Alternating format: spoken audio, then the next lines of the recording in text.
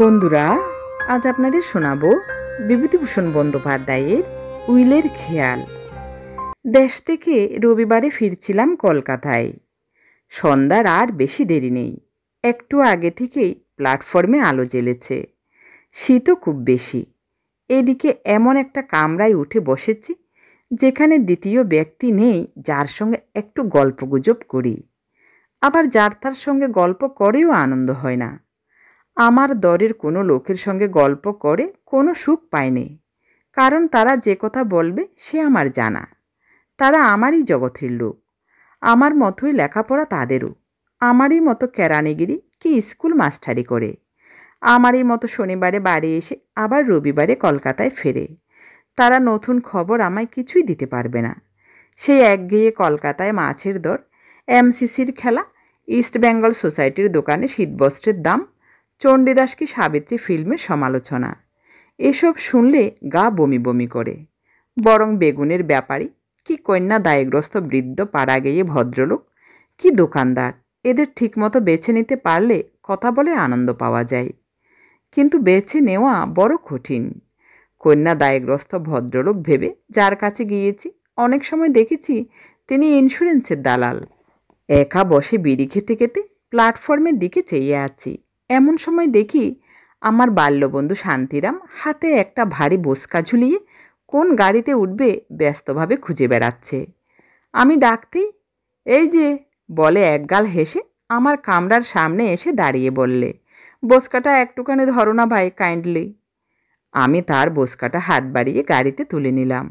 পেছনে পেছনে শান্তিরামও হাঁপাতে হাঁপাতে উঠে আমার সামনের বেঞ্চিতে মুখোমুখি বসলো।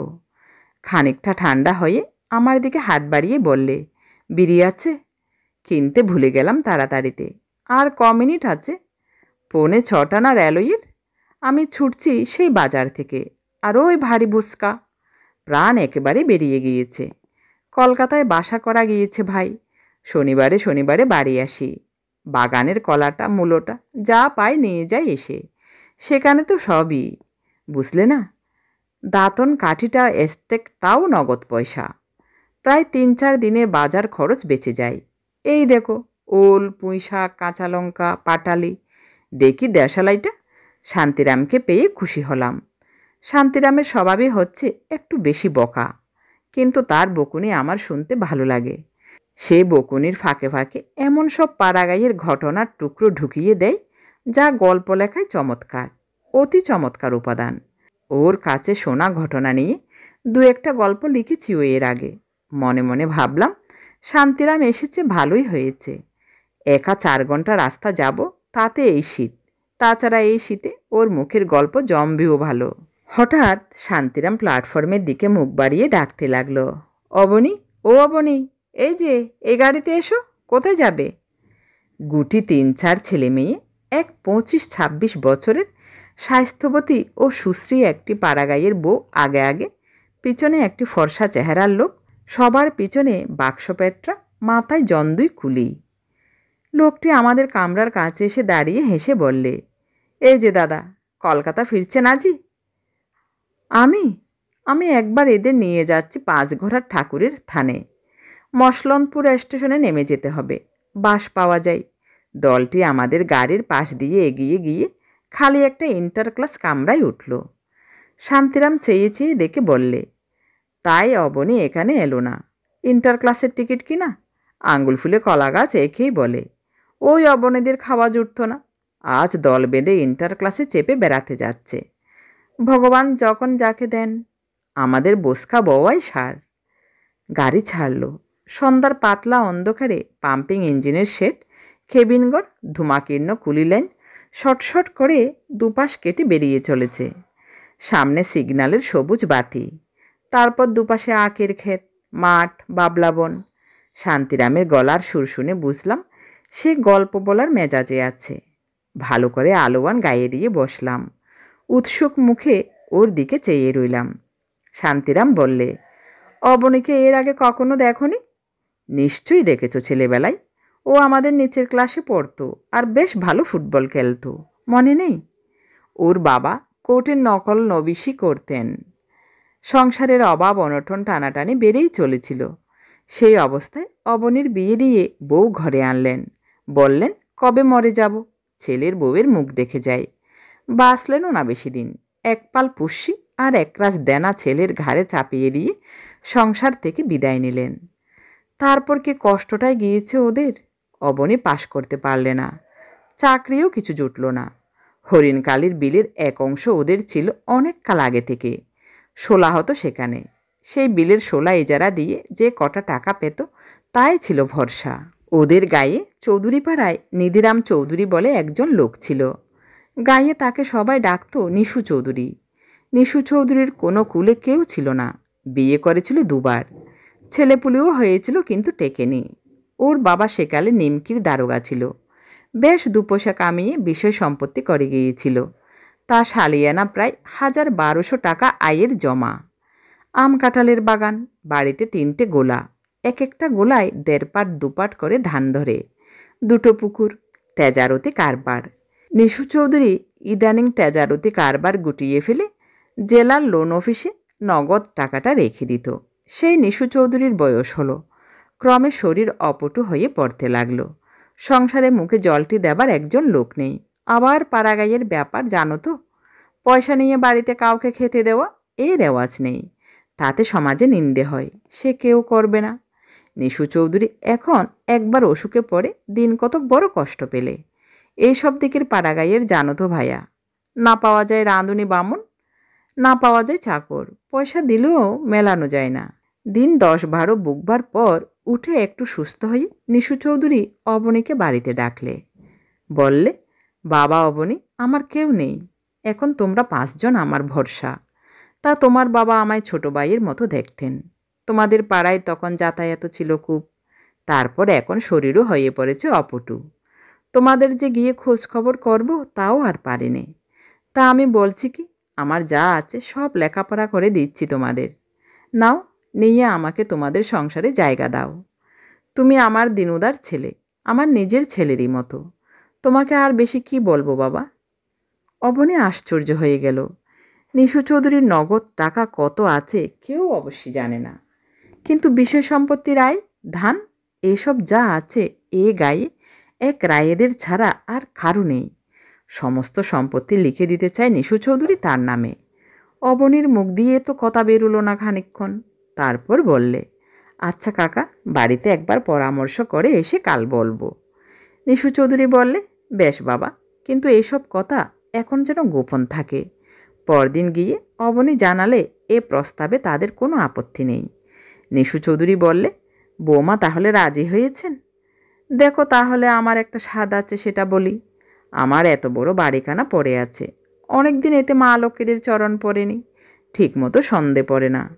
তোমাদের ও বাড়িটা তো ছোট, ঘর দূরে কুলোয় না, তাছাড়া পুরনোও বটে। তোমরা আমার এখানে কেন এসো না সব শুদ্ধ? তোমারই তো বাড়িঘর হবে। তোমাকে সব দিয়ে যখন যাব, তখন এখন থেকে তোমার নিজের বাড়ি, তোমরা না দেখলে নষ্ট হয়ে যাবে যে। এই প্রস্তাবেও অবনী রাজি হলো। একটা ভালো দিন দেখে সবাই এ বাড়িতে চলে এলো। অবনীর বউ নিশু চৌধুরীর বাড়ি কখনো দেখেনি, কারণ সে ও পাড়ার বউ, এ পাড়ায় আসবার দরকার তেমন হয়নি কখনো। ঘর বাড়ি দেখে বউ যেমন অবাক হয়ে গেল, তেমনি খুশি হলো। নিশু চৌধুরীর বাবা রোজগারের প্রথম অবস্থায় শখ করে বাড়ি উঠিয়েছিলেন। তখনকার দিনে সস্তা গন্ডার বাজার ছিল, দেখে অবাক হবার মতো বাড়িই করেছিলেন বটে। পাড়াগাঁয়ের পক্ষে অবশ্যই। কলকাতার কথা ছেড়ে দাও, মস্ত দোতলা বাড়ি, উপরে নিচে বড় বড় ৭-৮খানা ঘর, বারান্দা, প্রকাণ্ড ছাদ, শান বাঁধানো উঠোন, ভেতর বাড়িতেই পাকা রান্নাঘর, ইদারা, বাইরে প্রকাণ্ড বৈঠকখানা, বাড়ির পেছনে ফলের বাগান, ছোট একটা পুকুর, বাঁধানো ঘাট। পাড়াগাঁয়ে সম্পন্ন গেরস্থ বাড়ি যেমন হয়ে থাকে। ওরা বাড়িতে উঠে এসে জাঁকিয়ে সত্যনারায়ণের পুজো দিলে, লোকজন খাওয়ালে, লক্ষ্মী পুজো করলে। সবাই বললে, অবনীর বউয়ের পয় আছে, নইলে অমন বিষয় সম্পত্তি পাওয়া কি সোজা কথা আজকালকার বাজারে?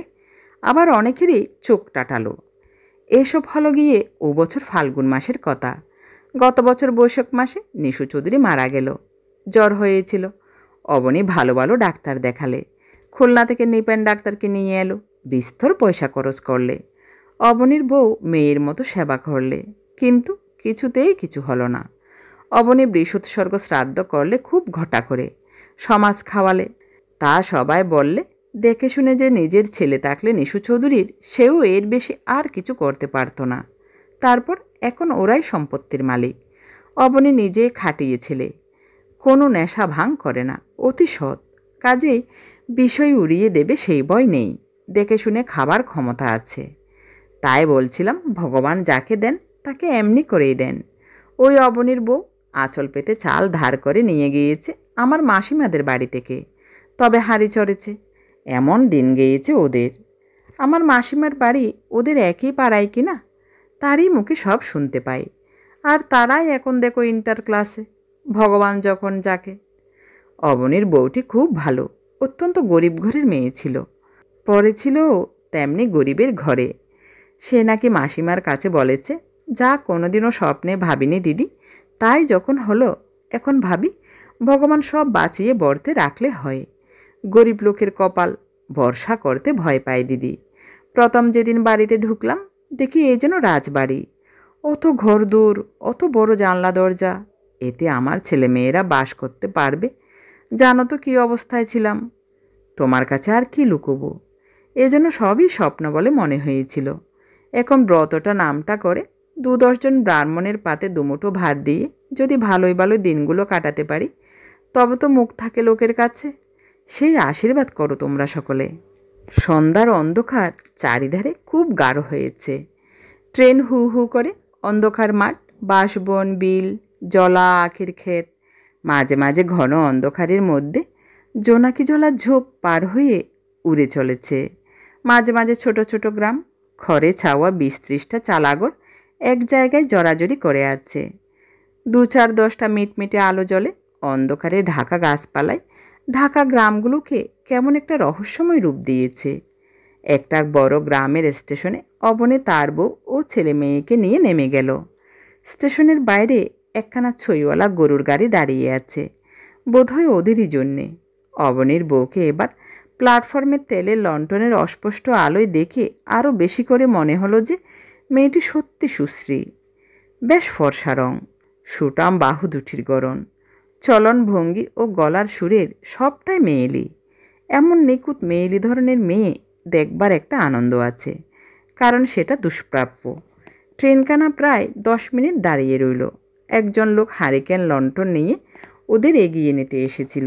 ওরা তার সঙ্গে স্টেশনের বাইরে যেতে গিয়ে ফটক খোলা না পেয়ে দাঁড়িয়ে রইল, কারণ যিনি স্টেশন মাস্টার তিনিই বোধহয় টিকিট নেবেন যাত্রীদের কাছ থেকে। ফটকে চাবি দিয়ে তিনি গার্ডকে দিয়ে প্ল্যাটফর্মের মধ্যে আঁধারে লণ্ঠনের আলোয় কী কাগজপত্র সই করাচ্ছিলেন। তারপর ট্রেন আবার চলতে লাগলো। আবার সেই রকম ঝোপঝাপ অন্ধকারে ঢাকা ছোটোখাটো গ্রাম, বড় বড় বিল, বিলের ধারে বাগদিদের কুড়ে। আমার ভারী ভালো লাগছিল। এসব অজানা ক্ষুদ্র গ্রামে ঘরে ঘরে অবনীর বউয়ের মতো কত গৃহবধূ ভারবাহী পশুর মতো উদয়াস্ত খাটছে। হয়তো পেট পুরে দুবেলা খেতেও পায় না। ফর্সা কাপড় বছরে পরে হয়তো 2 দিন কি 3 দিন, হয়তো সেই পুজোর সময় একবার। কোনো স্বাদ আহ্লাদ পুরে না মনের।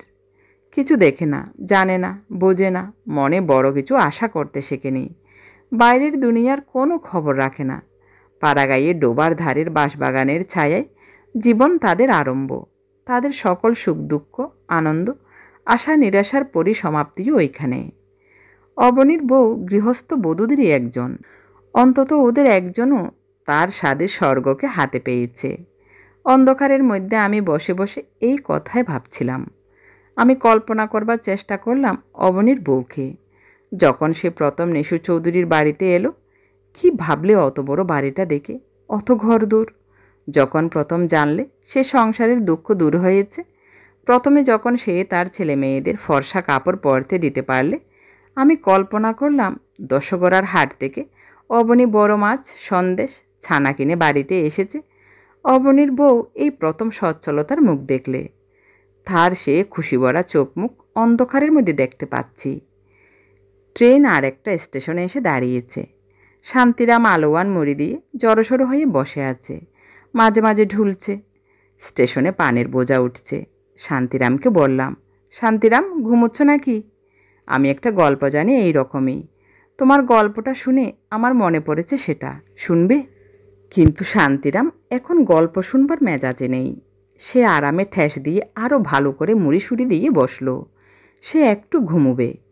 পূর্ণবাবুর কথা আমার মনে পড়েছে শান্তিরামের গল্পটা শুনবার পরে। এখন পূর্ণবাবু আমিন ছিল। পাটনায় আমরা একসঙ্গে কাজ করেছি। পূর্ণবাবুর বয়স তখন ছিল 50 কি 52 বছর। লম্বা রোগা চেহারা, বেজায় আফিম খেত, দাঁত প্রায় সব পড়ে গিয়েছিল, মাথার চুল সাদা, নাক বেশ টিকালো। অমন সুন্দর নাক কিন্তু আমি কম দেখেছি। রং না ফর্সা না কালো। পূর্ণবাবু কম মাইনে পেত। এখানে কোনো রকমে চালিয়ে বাড়িতে তার কিছু টাকা না পাঠালেই চলবে না। কাজে তার পরনে ভালো জামা কাপড় একদিনও দেখিনি। পূর্ণবাবু নিজে রেঁধে খেত। একদিন তার খাবার সময় হঠাৎ গিয়ে পড়েছি। দেখি পূর্ণবাবু খাচ্ছে শুধু ভাত, কোনো তরকারি কি শাক কি আলু ভাতে কিছু না, কেবল এতকাল সবুজ পাতালতা বাটা ওষুধের মতো দেখতে কি একটা দ্রব্য ভাতের সঙ্গে মেখে মেখে খাচ্ছে। জিজ্ঞাসা করে জানলাম সবুজ রঙের দ্রব্যটা কাঁচা নিমপাতা বাটা। পূর্ণবাবু একটু অপ্রতিভের সুরে বললেন, নিমপাতা বাটা এত উপকারী, বিশেষ করে লিভারের পক্ষে। ভাত দিয়ে মেখে যদি খাওয়া যায়। আমি আজ 2 বছর ধরে। আগে দেখবেন খেয়ে, শরীর বড় ঠান্ডা। তাছাড়া কি জানেন, লোভ যত বাড়াবেন ততই বাড়বে। উপকারী দ্রব্য তো অনেক আছে। ডাল ঝোলের বদলে কুইনাইন মিক্সচার ভাতের সঙ্গে মেখে দুবেলা খাওয়ার অভ্যাস করতে পারলে দেশের ম্যালেরিয়া সমস্যার একটা সুসমাধান হয়। তাও স্বীকার করি। কিন্তু জীবনে বড় বড় উপদেশগুলো চিরকাল লঙ্ঘন করে চলে এসে আজ নীতি ও স্বাস্থ্য পালন সম্বন্ধে এত বড় একটা সজীব আদর্শ চোখের সামনে পেয়ে খানিকক্ষণের জন্য নির্বাক হয়ে গেলাম। আর একদিন দুদিন নয়, 2 বছর ধরে চলছে এই ব্যাপার। একদিন পূর্ণবাবু নিজের জীবনের অনেক কথা বললেন। কলকাতায় তাদের বাড়ি, ভবানীপুরে। তার একজন পিসিমা আছেন, একটু দূর সম্পর্কের। সেই পিসিমার মৃত্যুর পরে তার সম্পত্তির উত্তরাধিকারী হবেন পূর্ণবাবু। কিন্তু পিসিমা মরিমরি করছেন আজ 30-35 বছর। পূর্ণবাবুর বিবাহ হয় বাগবাজারে সম্ভ্রান্ত বংশের মেয়ের সঙ্গে। তবে তখন তাদের অবস্থা খুব ভালো ছিল না। পূর্ণবাবুদের পৈতৃক বাড়িও নেই কলকাতায়। ভবানীপুরে খুব আগে নাকি প্রকাণ্ড বাড়ি পুকুর ছিল। এখন তাদের 2 পুরুষ ভাড়াটে বাড়িতে থাকে। পূর্ণবাবুর 18-19 বছর বয়সে পিতৃবিয়োগ হয়। তিনি ছেলের জন্য শুধু যে কিছু রেখে যাননি তা নয়, ছেলেটিকে লেখাপড়াও শেখাননি। কারণ তিনিও জানতেন এবং সবাই জানত যে তার দরকার নেই। অত বড় সম্পত্তির যে মালিক হবে 2 দিন পরে, তার কি হবে লেখাপড়ায়? ছেলেটিও জ্ঞান হওয়া পর্যন্ত তাই জানত বলে লেখাপড়া শেখবার কোনো চেষ্টাও ছিল না। পূর্ণবাবুর শ্বশুরও তাই ভেবে মেয়েকে ওই গরিব ঘরে দিয়েছিলেন। পূর্ণবাবুর বাবা তো মারা গেলেন। পূর্ণবাবুর ঘাড়ে রেখে গেলেন সংসার। নববিবাহিত পুত্রবধূ, অল্প কিছু দেনা। কিন্তু পূর্ণবাবুর ক্রেডিট তখন পুরো মাত্রায়। কি বাজারে কি বন্ধুবান্ধব মহলে। টাকা হাত পাতলেই পাওয়া যায়। ধারে দোকানে জিনিস পাওয়া যায়। নিত্য নতুন বন্ধু জোটে। পূর্ণবাবু খুশি।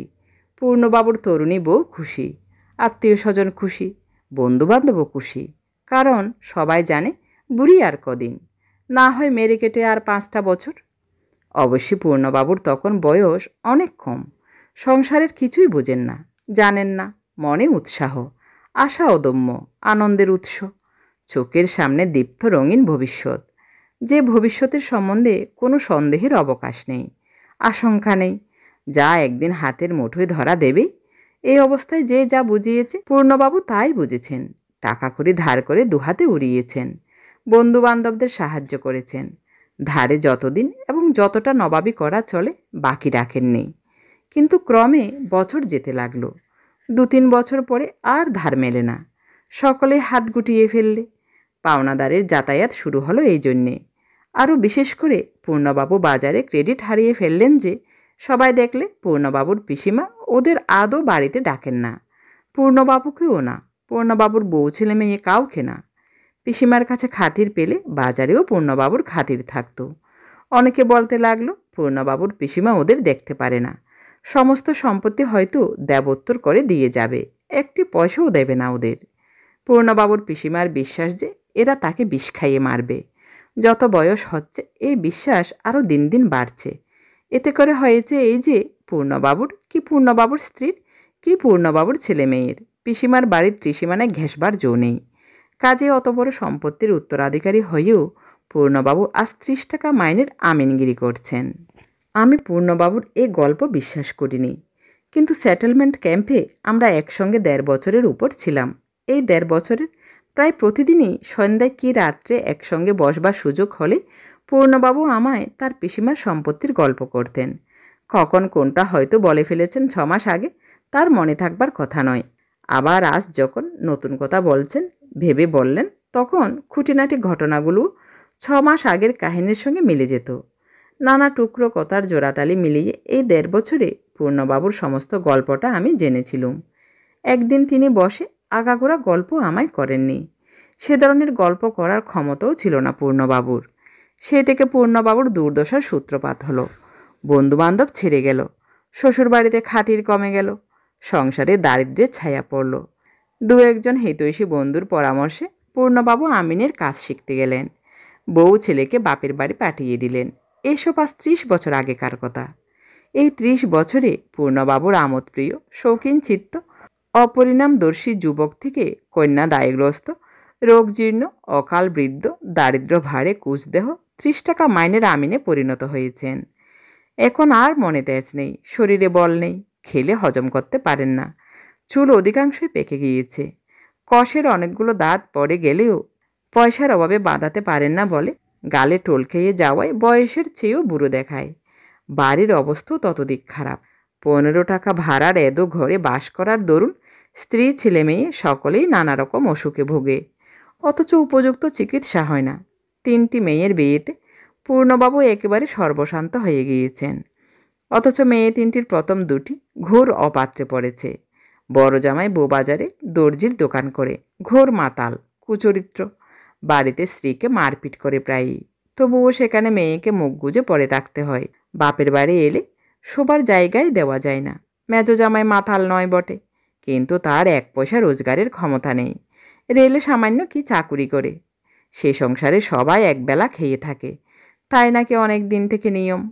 আরেক বেলা সকলে মুড়ি খায়। মেজো মেয়ের দুঃখ পূর্ণবাবু দেখতে পারেন না বলে মাঝে মাঝে তাকে বাড়িতে আনিয়ে রাখেন। সেখানে এসে তবু মেয়েটা খেতে পায় পেট পুরে দুবেলা। আজকাল প্রায়ই জ্বরে ভোগে, শরীরও খারাপ হয়ে গিয়েছে। ডাক্তারে আশঙ্কা করছে থাইসিস। বুড়ি পিসিমা কিন্তু এখনও বেঁচে, এখনও বুড়ি গঙ্গা স্নানে যায়, নিজের হাতে রেঁধে খায়। বয়স 90-এর কাছাকাছি, কিন্তু এখনও চোখের তেজ বেশ, দাঁত পড়েনি। বুড়ি একেবারে অশ্বত্থমার পরমাইয়ে নিয়ে জন্মেছে।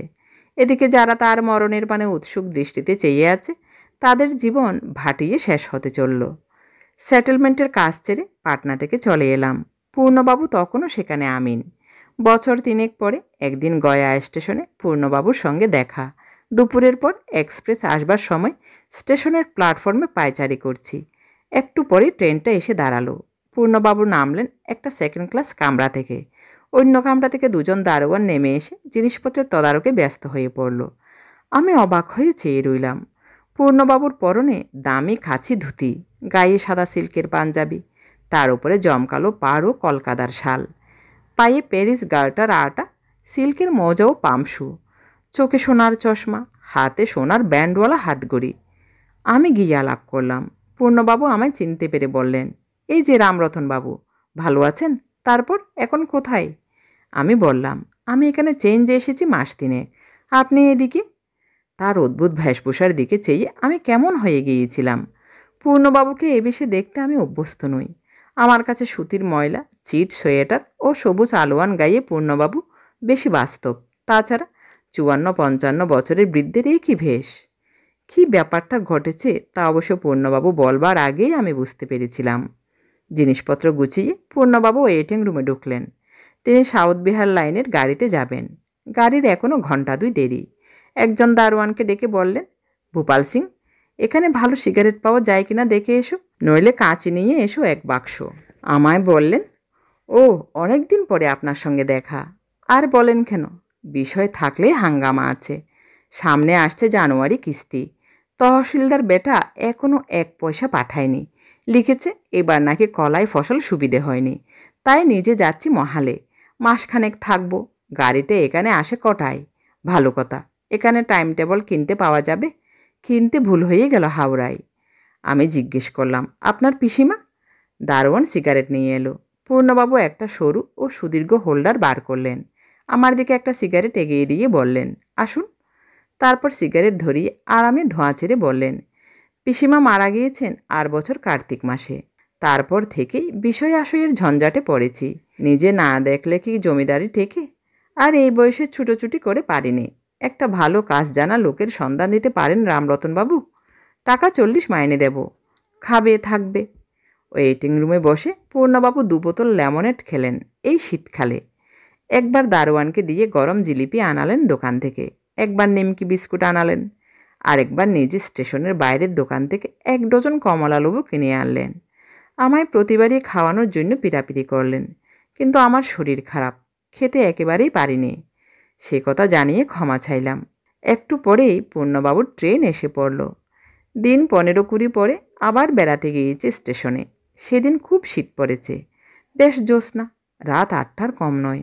স্টেশনের রাস্তা যেখানে ঠেকেছে সেখানে চপ কাটলেট চায়ের দোকান থেকে কে আমার নাম ধরে ডাকলে, ও রামরতনবাবু, এই যে এদিকে।